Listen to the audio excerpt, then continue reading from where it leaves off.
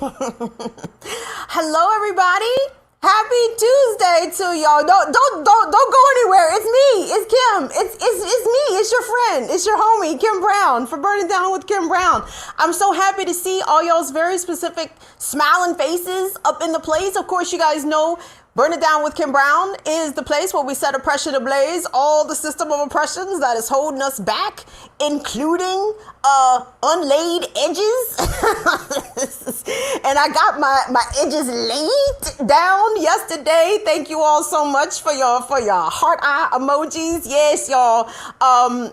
Now, okay, so you all know I wear my hair natural, right? So every every 3 months, I go and get my hair color touched up because I'm a middle-aged woman. And apparently, this is what we do. We go get our hair color touched up. But look, she took me very blonde. I'm super blonde out this bitch. I almost tweeted that Beyonce was guest hosting out in this motherfucker, but broke out of shape Beyonce. 3 years older than actual Beyonce. Beyonce would be hosting today. So, yeah, we're going to rock the straight hair for this week. And then next week, we are back to naps. That is just how this is going to go. Because I don't see how women of color, particularly black women, how in the 21st century are y'all out here operating with straight hair? I can't sleep comfortably. I cannot shower comfortably. This is the week when my hair is straight that my ear hygiene probably suffers the most because I'm not able to dig in down in my ears the way I want, because then this will all get damp and then start to curl back up. And I don't own any heat styling tools. None. I don't own a flat iron. I don't own a blow dryer. And this is where I miss those heat styling tools the week that we wear the hair straight. But that only happens a few times a year. So guess what? I will deal. But thank you all so much. If you have any suggestions, and listen, it's got to be a little bit more creative than just put a shower cap on, Kim. No, if you all understand this natural hair, occasionally straight hair life, you understand that you just cannot simply put a shower cap on and get in the shower, because all this around the perimeter will get damp and then your shit is all messed up. So anyway, if you got any good suggestions of how I can keep my hair straight, I promise you I will be bathing. But it's a little bit more involved. But anyway, guys, so excited to see all of you in the building. What's up, Rain the Sud? What's up, Courtney the SLP? Derek Fuller's in here. Natalie's in here. Kevzy 24/7. Chuck Diesel's in here. Northern Witch. Anna Hart is up in here. What's up, Wendy? We got some new folks up in here. Who else did I see? I saw Frey Knott up in the building. I see Nick in the building. Did I already shout out Chuck Diesel? I see everybody. I mean, mostly everybody. I'm so glad that you all are in here. Hello, Leah. What's up, D. Will? Thank you all so much for showing up. It's so important. And it means so much for me, for us, all of us, that y'all come up and rep for the city, the squad. I keep saying, see, goddamn it, the squad done fucked up the squad, right? You just can't just be out here claiming squad all willy-nilly, because apparently it's been trademarked and copyrighted, and it don't even flow the same way out your mouth. But anyway, coming up on the program today, guys, we got some things that we are going to discuss. We're going to get into. I want to check in with y'all about how school going. How's that school reopening going for all you parents and parent adjacents who have children who are now returning back for in-person learning across the country? We are seeing COVID cases go up amongst children, some of them serious, and we're seeing an increase generally of COVID and the Delta variant. And I don't think it's a coincidence that we're seeing another spike/surge in the virus as schools reopen, as we're dealing with a large number of kids under 12 who are not able to get the vaccine, and they're being put in these congregate communities with other children and other adults, and then they come on home back to you. and I would be hosing my kid down with all kinds of Lysol. No, nigga, you stay your ass on this front porch. Arms up, Johnny. let me get them palms and everything. So I'm just curious. We're going to talk about how school is going. Not only how school is going, but how particular states and municipalities are dealing with COVID outbreaks in the schools.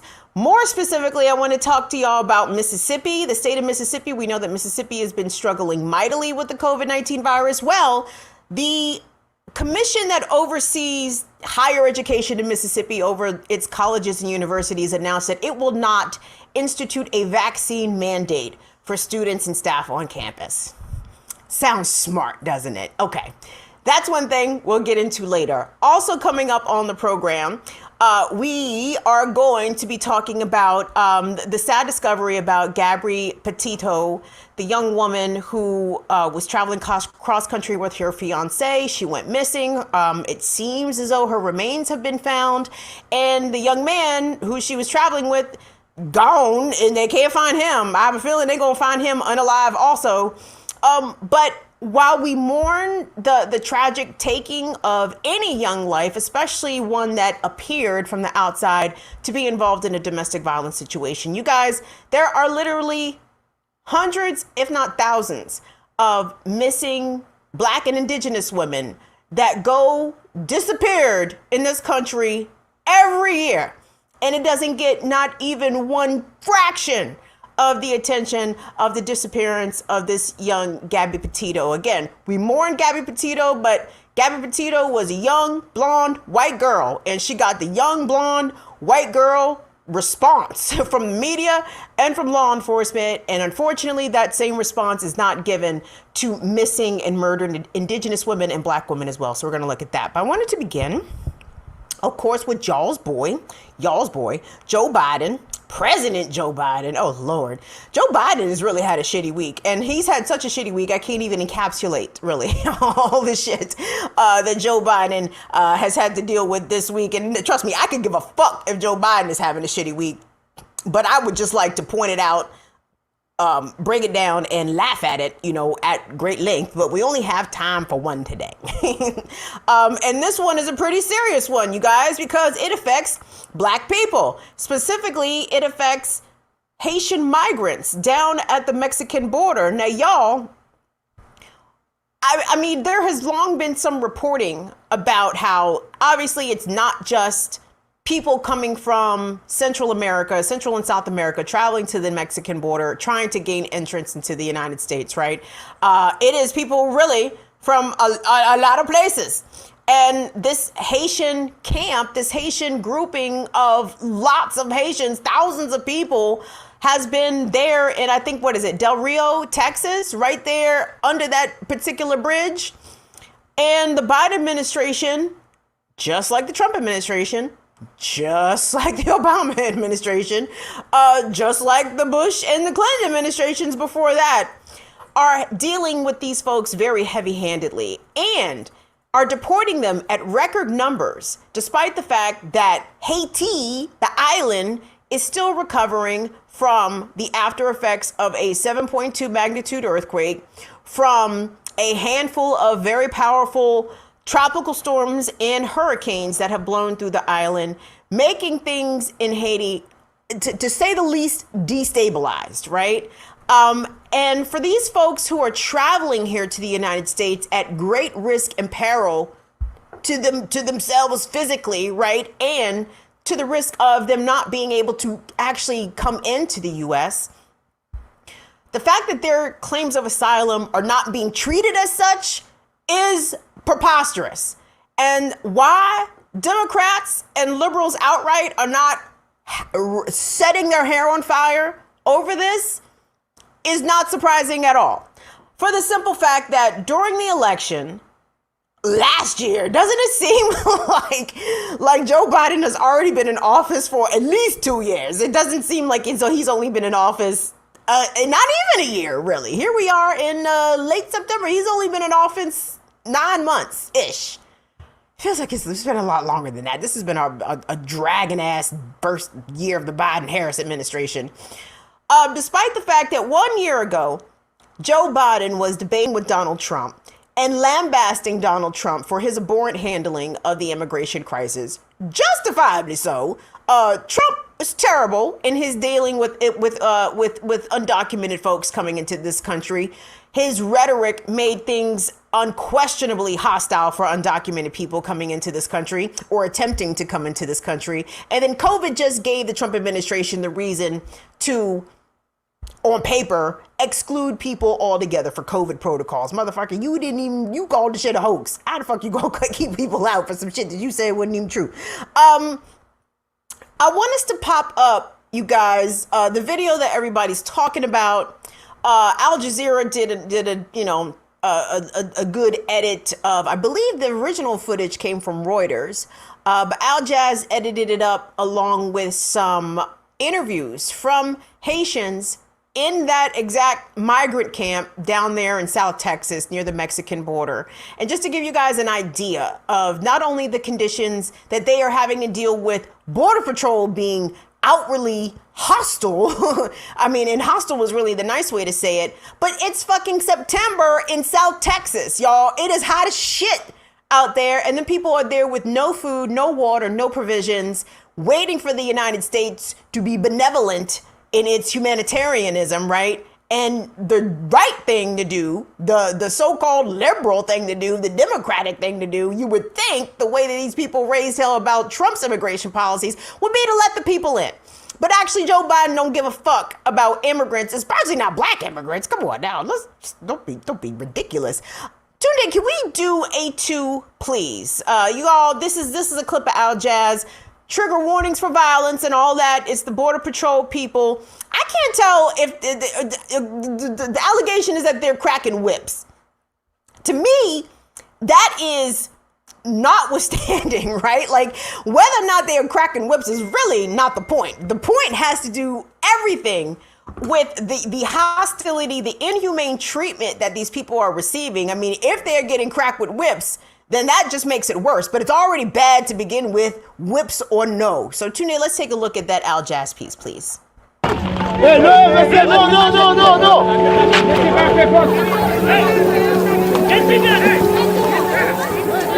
Eres de allá, en México.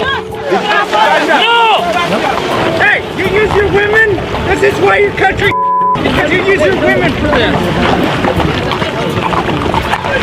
You go, that way.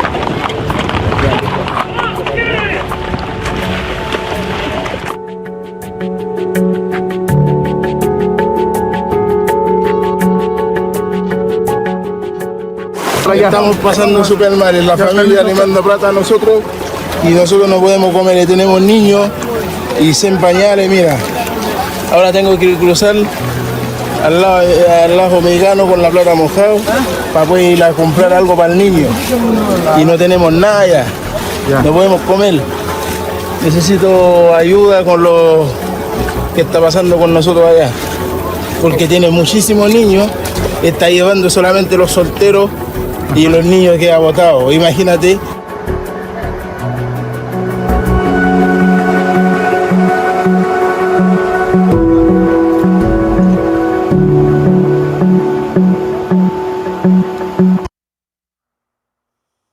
Do you understand, like, how valuable members of society that these people are just waiting on the other side of the border, just waiting to come here and be?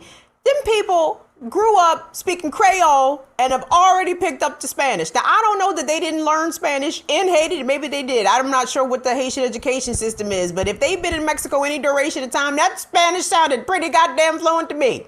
Already trilingual, I'm assuming, because they're going to pick up the English. My point is, why are you excluding these people, Joe Biden? I mean, I know why you exclude them, because they're black and they're poor, but, you know, can you try to sell your liberal bullshit just a little bit harder about how this is the party of compassionate folks, that this is the party that understands, you know, this is the party of DACA, this is the party of deferred dreamers. Like, why does it not apply to these folks? And why did you talk all that shit about Donald Trump for being so cruel and inhumane, when in turn you were just picking up Trump's policies and just pushing them further down the field? I want us to take a look back, y'all. Literally 1 year ago, October of 2020, we were in the throes of a presidential campaign, a contentious one, right? To which every single Democrat and establishment, moderate or otherwise, was screaming at people like you and me how desperate and dire the situation was for us to get Donald Trump out of the White House, because in one part of how cruel and ridiculous he was being to migrants, specifically migrant children, right?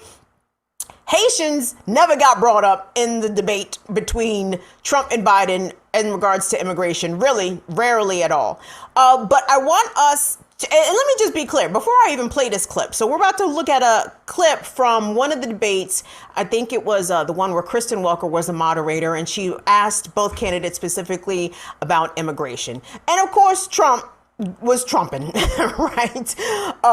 He got off some one-liners for shits and giggles, but of course his policy is not non-substantive within itself and explicitly xenophobic and cruel and exclusionary to those seeking entrance to the U.S. at the southern border, right?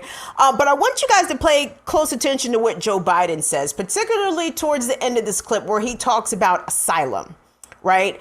And the kicking and screaming he's going to do in this clip about Trump being the first president to not grant asylum, and put that into context 1 year ago to 1 year later to how Joe Biden is treating the folks, Haitian folks down in Texas right now who are trying to come into this country. Let's take a look at that if we could, Tunde, please.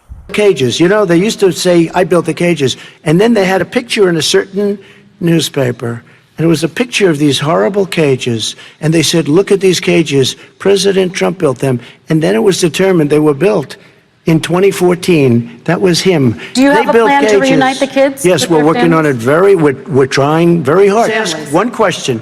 Who built the cages? I'd love you to ask him that. Who built the cages? Let me ask about your immigration policy, Mr. Vice President. The Obama administration did fail to deliver immigration reform, which had been a key promise during the administration. It also presided over record deportations as well as family detentions at the border before changing course. So why should voters trust you with an immigration overhaul now? Because we made a mistake. It took too long to get it right. It took too long to get it right. I'll be president of the United States, not vice president of the United States. And the fact is, I've made it very clear. Within 100 days, I'm going to send to the United States Congress a pathway to citizenship for over 11 million undocumented people. And this is the first president in the history of the United States of America that anybody seeking asylum has to do it in another country. That's never happened before in America. That's never happened before in America. You come to the United States and you make your case that I seek asylum based on the following premise, why I deserve it under American law. They're sitting in squalor on the other side of the river. Sitting in squalor on the other side of the river. Yes, they are, Joe Biden. And now 12 months later, you are allowing that policy. There's no other way to put it. If your policies are excluding people and preventing them from coming here, then you are enabling them to sit in squalor under the bridge by the river. That is exactly what continues to happen. And there's no indication that next year Joe Biden will change his policy or the year after, because y'all, as much as we hate Trump, and Trump is undoubtedly a piece of shit, let's just be clear about that. This is standard operating procedure for the United States. This is happening regardless of who is in the White House, Republican, Democrat, or whomever the fuck. This is how they get down, okay? They have had literally almost 200 years of meddling, interference in Haitian affairs on the island, and also contributing to the further colonization. I'm sure it feels like a colonization to the Haitian people, but the further colonization of the island, right? Haiti's politics are constantly meddled with and interfered with, as is the Haitian economy, as is Haitian rule, right?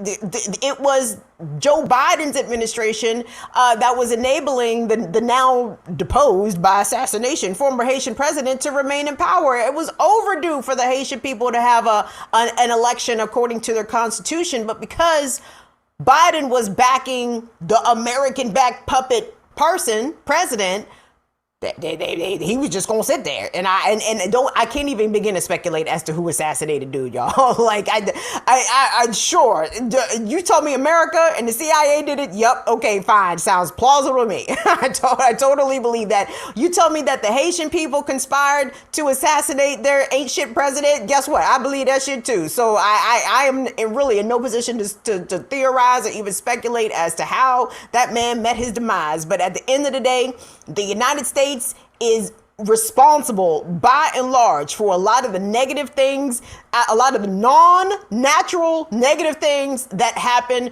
to that people on the island of Haiti and to the Haitian people that try to come here to the United States. There was another example I wanted to play for you guys because, by the way, after Joe Biden was inaugurated president, y'all know this. I'm pretty sure y'all know this. He has been deporting Haitians by the thousands, right? And they have already deported a significant number of the Haitians that are down there on the southern border. And like, that is the solution. I'm so in confusion here because I thought if you were seeking or fleeing your homeland for a variety of different reasons, natural disaster, political calamity, like everything, like if you are an asylum seeker, you can come here and apply for asylum and you get to stay here while your asylum claim is being heard and or processed. What the fuck is this? Put niggas back on fucking planes and send them back to Port-au-Prince. Like I am in confusion. This is absolutely continuing the policies of one Donald J. Trump, and I thought Biden was the non-fascist. I'm so confused. I wanted to take a look at something else real quick. Tunde, pop. No. Let's go to A5, okay? Just to give y'all an example of really the callousness of the Biden administration, right? White House Press Secretary Jen Psaki was making the rounds, right? She was trying to talk this shit down like, oh no, it's absolutely horrific. But you know, we have laws in this country. Bitch, is it horrific or do we have laws in this country? Like, I mean, you can't say and feign some sort of, moral affront to what you saw with the Border Patrol people on horseback allegedly cracking whips. And the only reason I say allegedly is, nigga, I can't tell if they cracking a whip. It's bad regardless if they cracking a whip or not cracking a whip. And how can you be like, that is literally... white friends, do y'all use this phrase, talking out of both sides in your neck? That is how you talk out of both sides in your neck. It's horrible, but we have laws. You fucking two-neck talking out the side of your neck, bitch. Anyway, I'm getting too ahead of myself. Tunde, let's run that clip of Jen Psaki. She appeared on CBS Morning, and she got asked some good questions, and she did not have good answers. Let's take a look. I think it's important for people to know this is not who we are. That's not who the Biden-Harris administration is. And we're going to absolutely pursue that investigation and get to the bottom of what happened here. Meanwhile, deportation flights are ongoing. And I think what's confusing for people there is Secretary Mayorkas back in May said to Haitian nationals already here, we know things are so terrible in your country that you're going to get a temporary extension. We're not going to send you back. Mm-hmm. Your case is going to be ongoing. You're going to be here. Shouldn't that same idea apply now?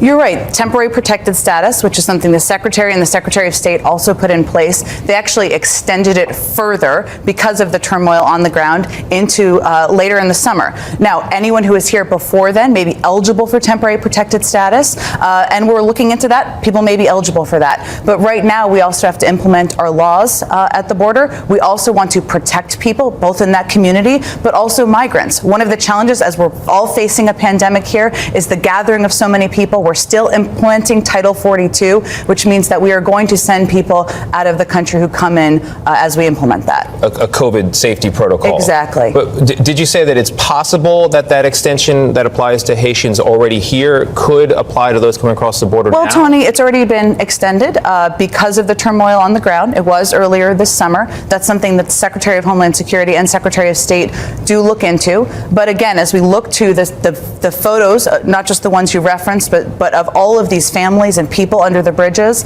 we wanted to also take steps to implement our laws and to protect a lot of them from the spread of COVID as well. Yeah. Sounding like a whole ass Kayleigh McNamee or Sarah Huckabee Sanders. Bitch, you sound cold-hearted as shit talking about, yeah, it's terrible, yeah, but we still have to apply our protocols, it's still COVID, so we can't have people here. Actually, we're going to send them back to an island where people don't have access to clean drinking water and sanitation conditions are fucking shaky as hell, and they don't have access to the vaccine because, we're concerned about public health. Oh my gosh, get the whole fuck out my goddamn face. Jen Psaki, Joe Biden, you fucking ghouls. There's no excuse as to why, number one, the Haitian people, the Haitian migrants who are at the southern border should not be admitted to the country as refugees, as asylum seekers, first and foremostly.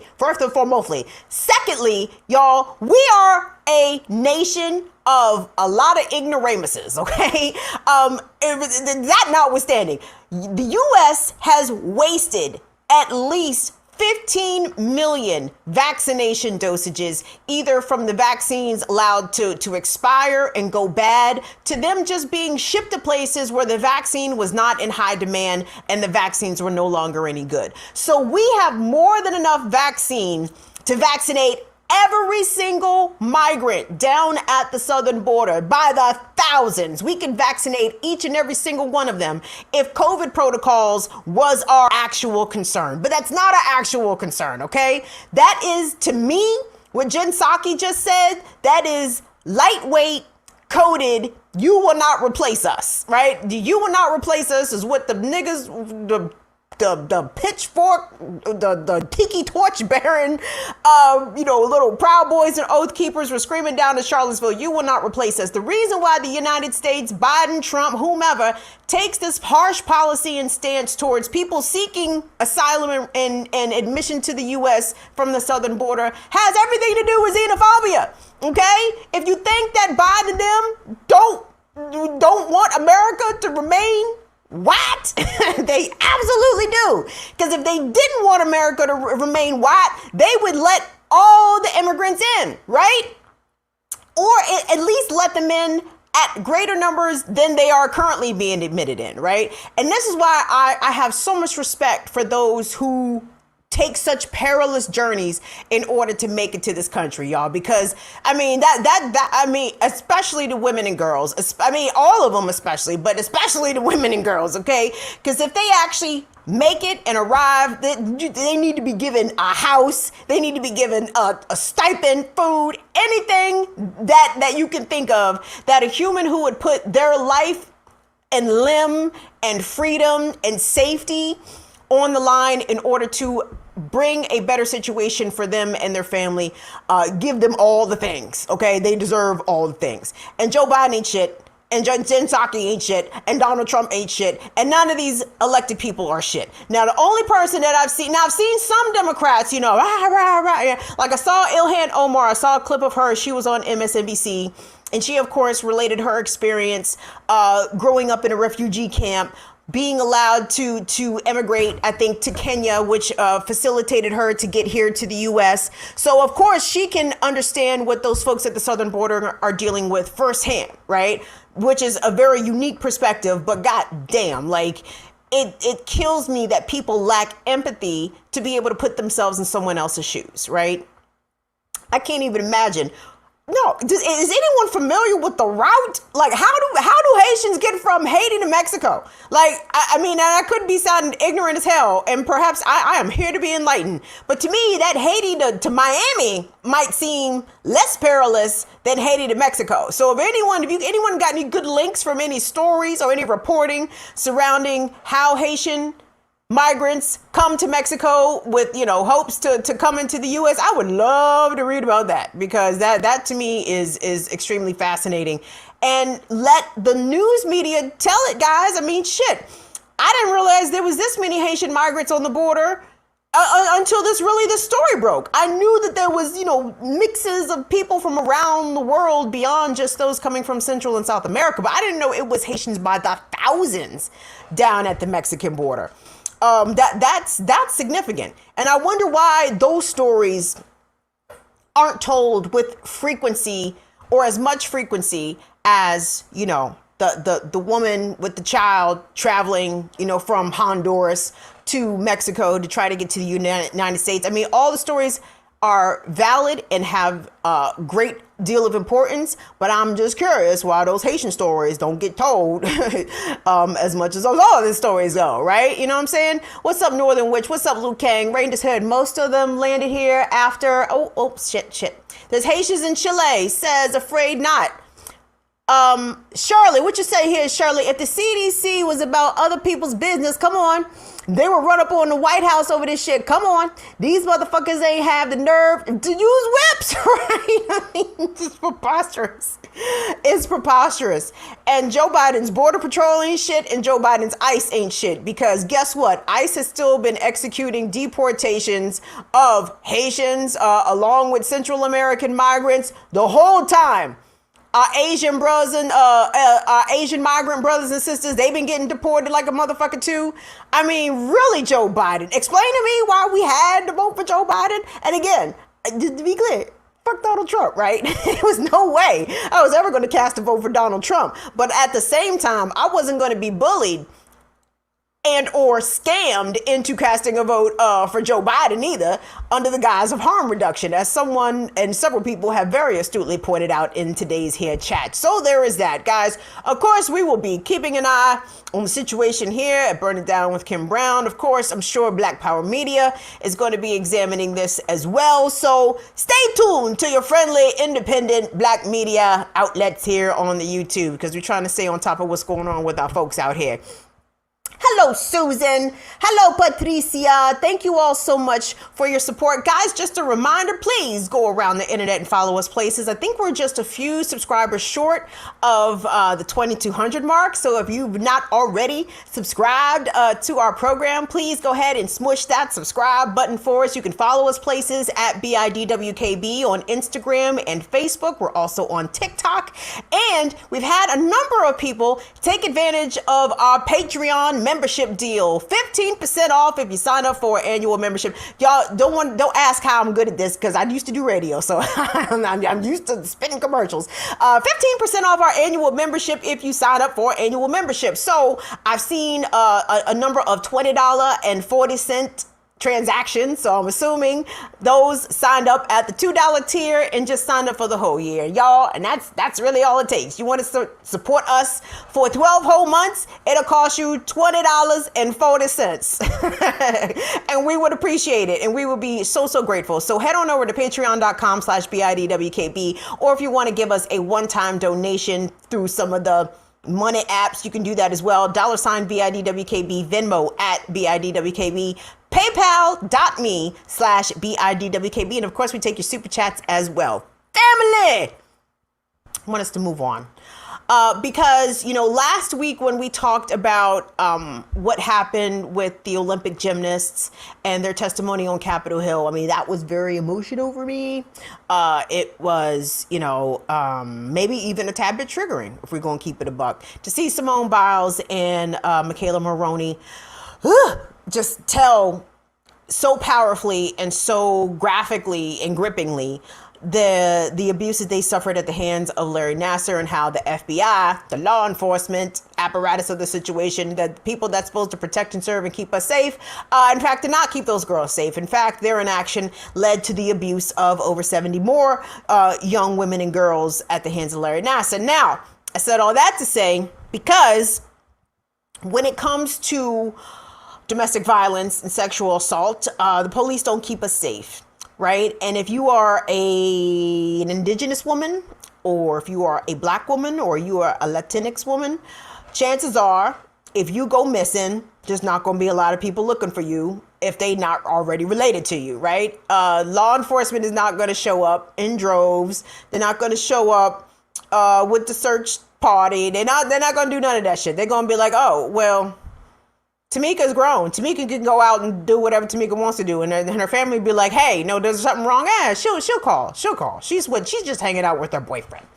Anyway, the situation surrounding Gabby Petito, the 22-year-old young woman who I believe is a New York native, who was traveling across country with her boyfriend, documenting it along the way, even to the point where they had a domestic violence incident that was documented by police. And police, I don't know what the police could have done in that situation, honestly, but they saw it and they kept it pushing, right?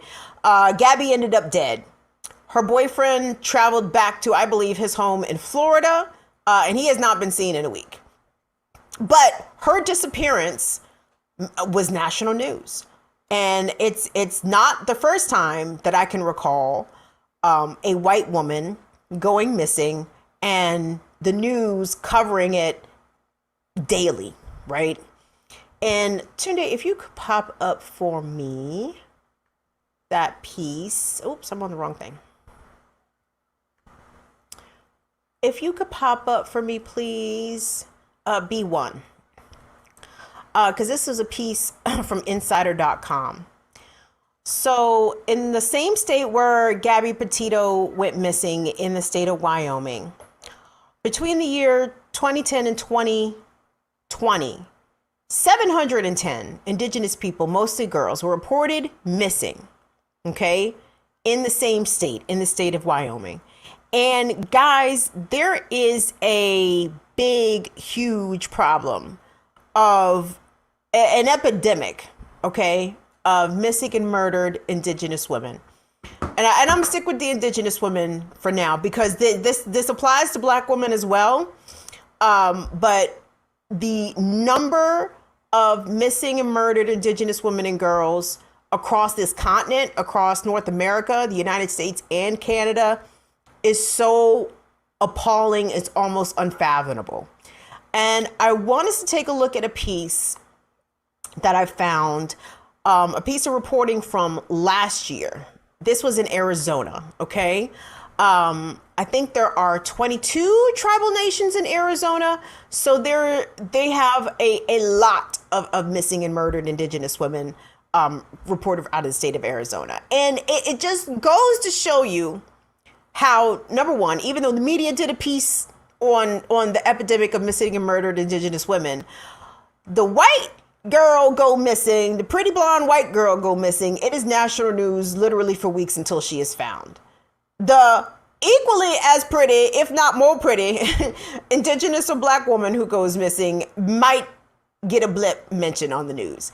And that is a result of media prioritization and how media helps to reinforce the social hierarchy of importance, where white women, in terms of women or people who identify as female, in the ranking of whose safety means the most, ergo judged by the amount of coverage that their disappearance or murder may receive, versus whose disappearance is not a priority at all, not worthy of being mentioned, not worthy of being reported upon.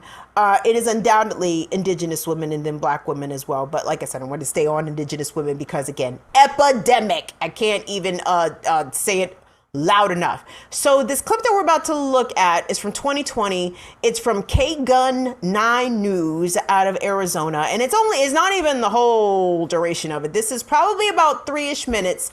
And I want you guys to pay attention to it, because not only does it detail the issue of missing and murdered Indigenous women in Arizona, but how they are often undercounted when they do go missing, because they are mischaracterized as being Hispanic, right? And has to do, I was gonna say, I didn't smoke a lot of weed today, but I did kind of forget some stuff. But anyway, I think this is a very good package. It's about 3.5 minutes. I think you guys should really, really, really pay attention to it. And also the way that law enforcement is kind of like whatever. However, there is a group of women in Arizona who have created a task force specifically surrounding this. So that's good. So let's take a look at this from K-Gun 9 News out of Arizona. Red is the color of missing and murdered Indigenous persons, because when a soul is lost in many cultures, it is the only color they can see.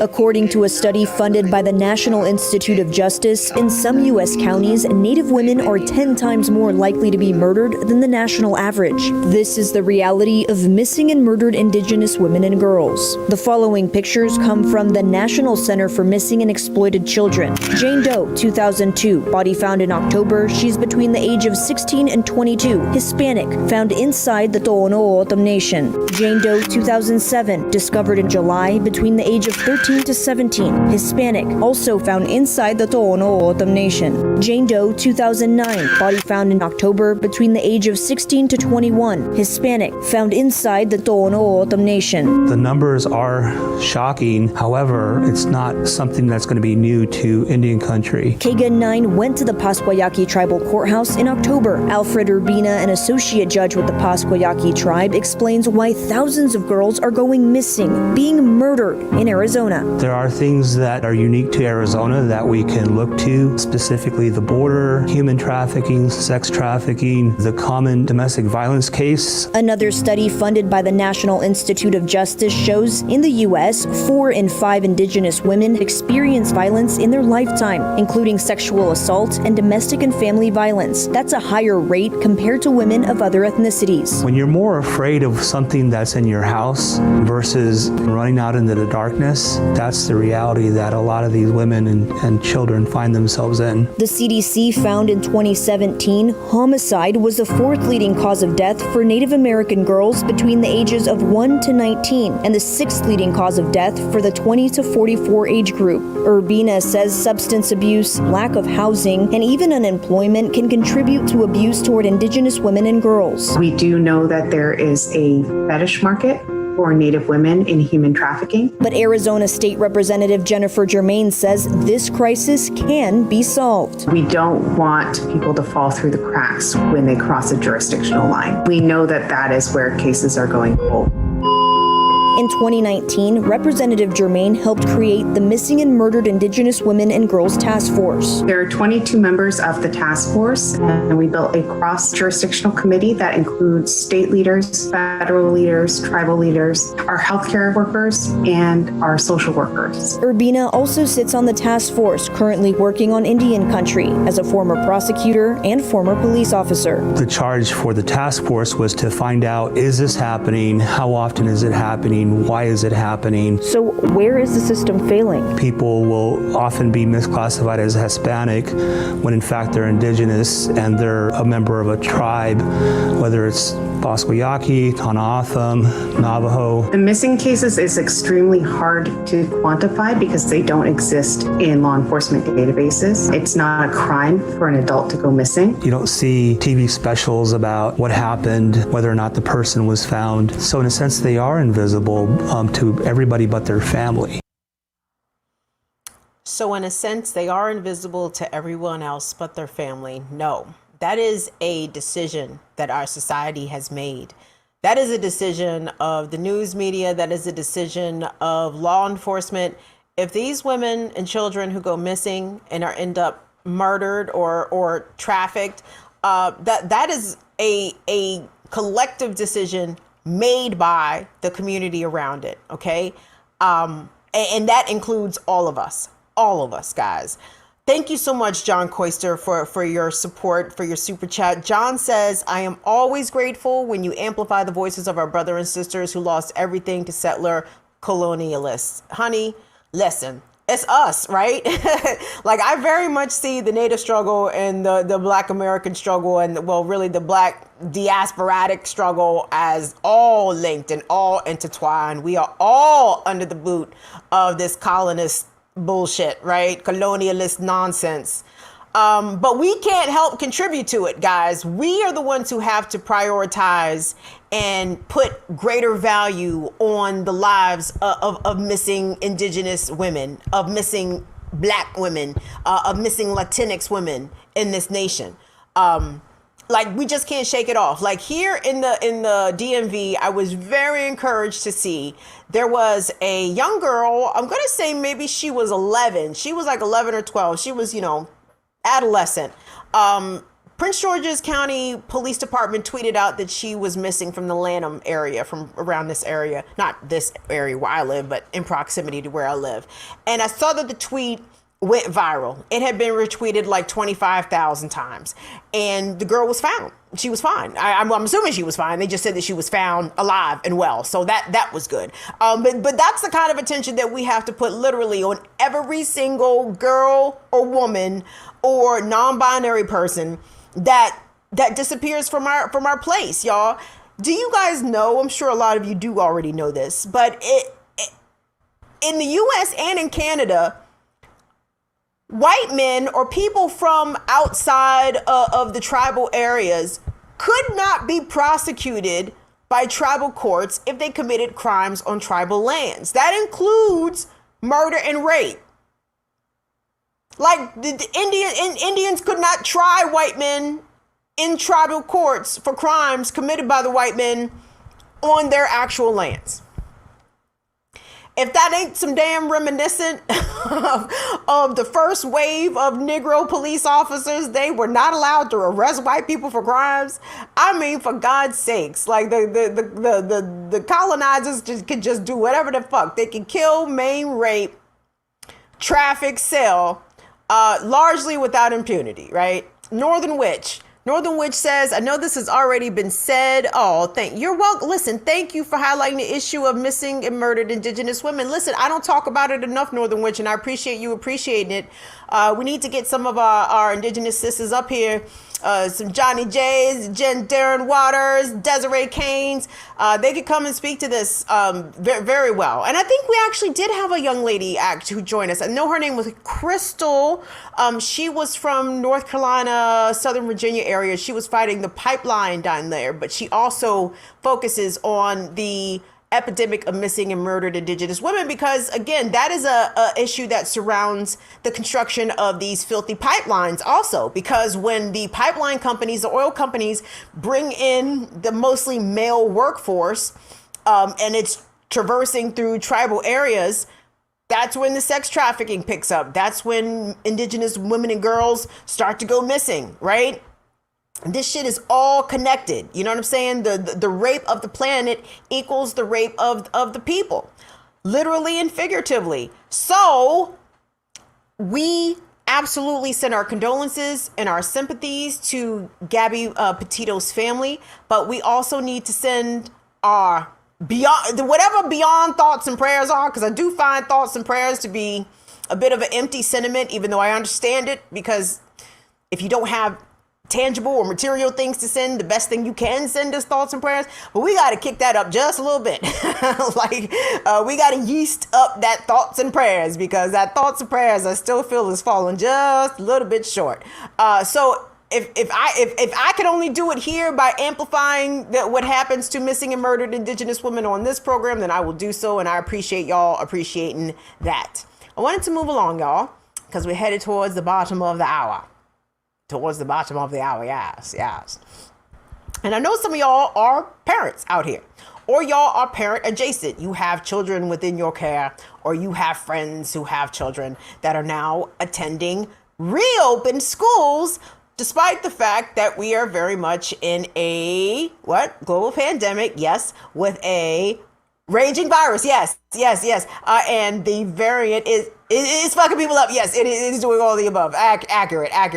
The Delta variant is highly transmissible out here, y'all. And despite the fact that we have given out a lot of vaccines, there is still enough unvaccinated people and enough people who cannot be vaccinated because they are not old enough to be vaccinated yet, or the vaccine has not been approved 100% for use for kids under 12, even though I think there was some news today. I think it was the Pfizer. Pfizer said that they got their formula tweaked it out so kids 5 to 11 can receive a vaccine. I believe what they are recommending is a third of the dosage of an adult can be administered safely to kids 5 to 11. I don't know when that rollout is going to begin. I know teachers and administrators and staff across the country who are working in public schools right now are like, hurry the fuck up and roll out this shot for 5 to 11-year-olds, because the COVID is out here doing its thing. It is doing its thing. And it's doing its thing to the extent that literally thousands of children are home quarantined for possible exposure to COVID. But what a lot of teachers, and particularly teachers unions, are complaining about is that the school systems are doing a piss poor job of informing teachers, staff, and parents about possible COVID exposure. Tunde, if you could pop up for me C2, guys. This is a tweet from the Baltimore Teachers Union Twitter account. This is from several days ago.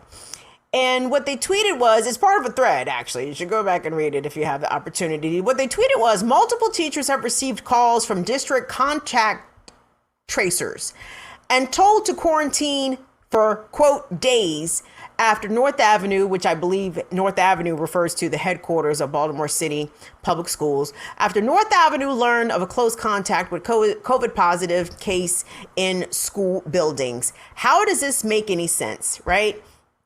Now, what I'm assuming that the teachers union is alluding to is that how can you tell teachers that they have to quarantine for possible COVID exposure for days when there is no virtual option being offered?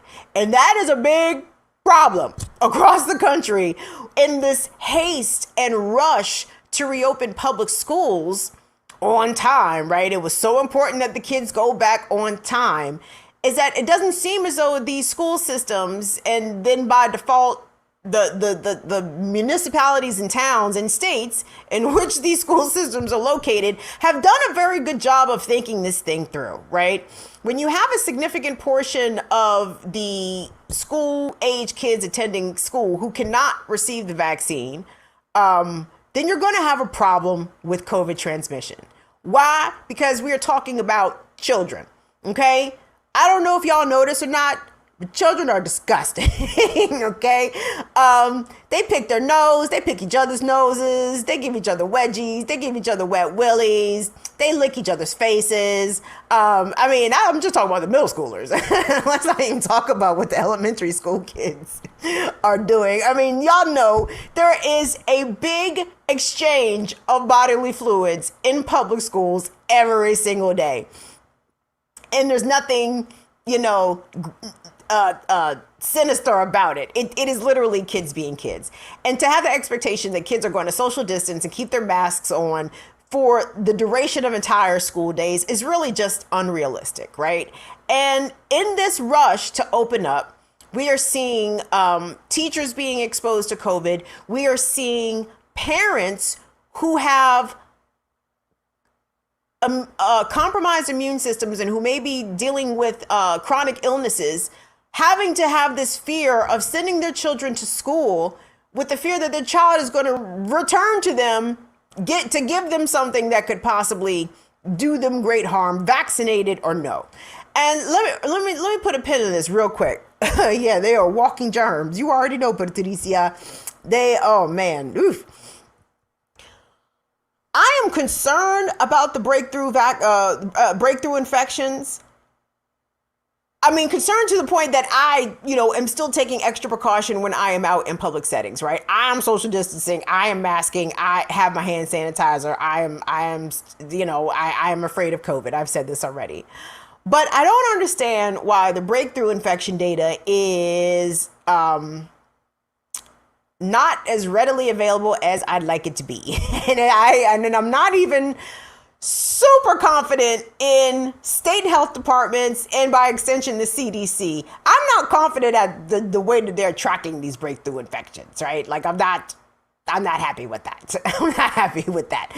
And as the virus continues to mutate and produce new variants, I think it's very important for us to be mindful of the breakthrough infections. Okay. I just wanted to put that out there because I agree. For all the people who have been hooting and hollering about who are unvaccinated and don't appreciate being peer pressured into becoming vaccinated, that argument that when the unvaccinated folks be like, hey, well, you can still get COVID even if you are vaccinated. That is correct. I mean, that's not an incorrect argument. Now, you stand a greater chance of becoming very sick, having to be put on a ventilator, and possibly dying if you are unvaccinated and you contract COVID. But again, the unpredictability of this virus is what scares me so much about it, okay? People talk about just build up your immune system. I agree with that. I already told y'all, I'm one of them Erykah Badu bitches, right? I'm burning fucking patchouli oil and I'm charging my crystals under the full moon, right? Like I'm one of them bitches. I get that. Okay. I'm all for boosting up your immune system. But the indiscriminate nature of this virus is what has me so frightened. Like, healthy people catch this shit and die. And or healthy people catch this shit and are on a ventilator for 2 months. You know, like, it's no real rhyme or reason as to who this virus is going to fuck up and who is just going to get asymptomatic symptoms. And let me just say this for the record. I'm sorry. Simply losing your ability to taste and smell, that is not a small symptom to me. That is a very big symptom. If I can no longer smell and taste, that is huge. I have lost 2 of my natural senses. That does not sound like mild symptoms to me. Now, for some folks who'd be like, oh, that's not a big deal. Yeah, I couldn't smell. You couldn't fucking smell? I hope you don't got natural gas in your house. Then what? Then what you gonna do? With your mild symptom, you can't smell and taste. They go, oh, it's not a big deal. Shit. This is crazy. Anyway, so by and large, the government response to containing COVID has not been good, right? Because the virus is still very much raging. Hospitals and our medical staff, our frontline workers, our doctors and nurses are exhausted. They are tapped out. Like, trust me, if they can get past this surge, so many doctors and nurses are going to be abandoning the healthcare field by the droves, and then we're going to be in a whole another kind of pandemic then, Shody. But if COVID is still wrecking our public health system, right? Clearly, it's still raging. Clearly, it's not under control, and clearly something must be done. Well, the policies that are coming from leadership, not only in government, but in institutional leadership, has been a little disappointing. Now, for a lot of university and college students, returning back to school this fall has come with mandatory COVID vaccine requirements. But Tunde, if you put up C1 for me, please. The people in Mississippi, I don't know what in the fuck is going on in Mississippi. They they trying to come to Jesus tomorrow. I mean, these people are taking this Bible Belt shit to the tilt. Like, listen, man, listen. I know y'all think Jesus is ready to descend from the heavens, but Jesus, you don't have to hasten. You don't have to hurry up the time for whence you are going to see Jesus. So the institution that oversees policies for Mississippi's colleges and universities have now said that public colleges and universities in the state of Mississippi cannot issue COVID-19 vaccine mandates. This, as the virus continues to rage through Mississippi. Did you guys see that clip floating around social media? It was a CNN clip of Jake Tapper interviewing Mississippi Governor, I believe it's Tate Reeves, and told him, he said, Mr. Governor, you understand that if Mississippi was a country, it would have had the second highest per capita death rate from COVID last week, second only to Peru. And Governor Tate Reeves just skated right on over that shit. He was like, yep. But if people just take personal responsibility, it's like, nigga, you cannot keep selling this personal responsibility as the bodies are piling up in the morgue and in the hospital, shorty. And let's be clear, guys. I know that even though, again, I said this last week, and I just want to reiterate it, because we can have political disagreements, we can have ideological disagreements. Now, granted, I do not wish well for people who wish me not well, but at the same time, I can show a tiny bit of compassion. I'm not deriving any pleasure or any glee from all these Trumpers or even fucking shit, black people who are not Trumpers, who are just very skeptical of the vaccine. I derive no pleasure in them dying and passing away from this virus. It is terrible, horrible. I can't even imagine what it's like to be intubated. To like, can you imagine? Just think for a second. Like the 15 minutes before you're about to be intubated, like you may still be conscious, your breathing may be really shallow, like you are still very much comprehending what is happening about you, and they're about to tell you, shorty, we about to stick this tube down your throat, and we don't know when it's going to come out, and you are going to be not conscious the whole time. This tube is doing the breathing for you. Like, just imagine the amount of fear that would be running through your veins to know that. So I don't wish this on people. At the same time, I need people to smarten the fuck up, man. I mean, I don't want us out here like this. I hate the fact that we are still very much in this pandemic, and I hate that there are people like who oversee the public colleges and universities of the state of Mississippi who are saying that vaccine mandates can't be, right? Like, why do we want this disease to persist? Like, what political ideology does this serve, right? If it's the conservative death cult, okay, that makes sense. But I don't think that they see it that way, right? They're not like, oh, I'm not taking the vaccine because I'm ready to die. No, they think that they can survive this shit, and they are mistaken. They are mistaken. And what concerns me again is all the people who cannot be vaccinated, or the people who are immunocompromised, who the vaccine immunity might be waning for them at this point. Like, we can't. And I know I say we, and I know that I am preaching to the choir, and I know y'all fucking get it. And even the ones who have not received vaccines, and I know there's a few of y'all who have not gotten vaccinated, but y'all still get it. Y'all not out here being stupid. You're not out here playing loose, fast and loose with the lives of others. You're doing what you need to do, social distancing, wearing your mask, washing your hands. You're not out here being simple. Kev Z, what you say here, Kev? Kev says America is allowing COVID to use children's bodies as breeding ground. Wait, God damn it, Kev's comment. Y'all dropping the comments in here quickly. As breeding ground to mutate into a variant that will put everyone at risk for the sake of capitalism. I agree with that, Kev. And like, that was exactly my thinking about this maybe like a week and a half ago. But then I remembered that here in the US, we have unfettered access to the vaccine by and large, right? That's not the case in most of the world. Most of the global South, everybody black and brown beneath the equator, and even above the equator, has not had as much access to the vaccine as Americans have. And because of that, the shit is going to continue to mutate in other places and still make its way here, like, without question.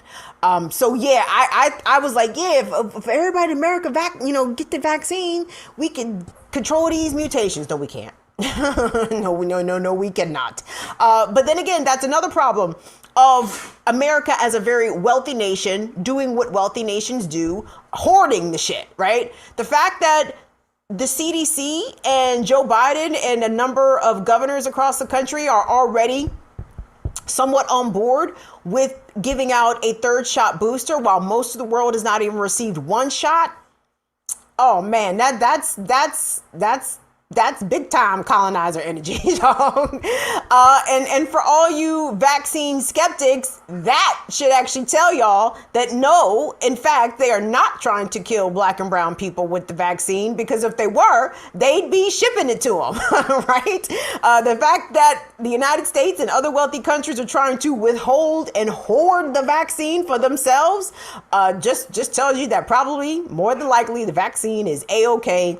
And that's why we got it first, and all the black and other brown countries are still waiting for their first shot. So, I hate it here. I hate it here. Maybe Genevieve will let me sneak in her luggage when she goes out of the country, because I cannot stand it here in Los Estados Unidos. But guys, that is going to be our show today. What's up, Craig Bardo? Thank you for coming through, honey. We appreciate it. And Luke Kang, y'all already say what's up to Luke Kang. Who's Little Bobby C? Little Bobby C. Y'all, we got some new faces in here. I'm seeing some names that I don't usually see. Tony H, I haven't seen you in a while. You late as shit. It's already 6:04. I ain't seen Pookie Wood. Pookie Wood was in Black Power Media last week, but I forgot to say hi to him. Vespa X, hello, honey. What's up, Ms. Nori? Guys, I appreciate y'all showing up and hanging out with me today. Please show up tomorrow morning to hang out with us with the Remix Morning Show, 8 a.m. Eastern Time over on Black Power Media. If you're not already subscribed to Black Power Media, go on over there and give them a subscription. You can hang out with me, Dr. Jared Ball, Kalanji Changa, Kamal Franklin, possibly Jacqueline Lukman. We have had consistent Jacqueline Lukman sightings on Wednesdays. So come on through. Kick it with your people. We really appreciate you. And thank y'all for all the compliments on my hairs. You know, new hair. Who is this? I appreciate it. Hopefully, I will sleep good and shower even better. And my hair will still be in a laid state of being for tomorrow. So guys, we'll see y'all tomorrow for Black Power Media. See you right back here for the Friday edition of Burning Down with Kim Brown on behalf of Tunde and Molly. We will see y'all on Friday. Thank y'all for hanging out. See y'all later. Bye-bye.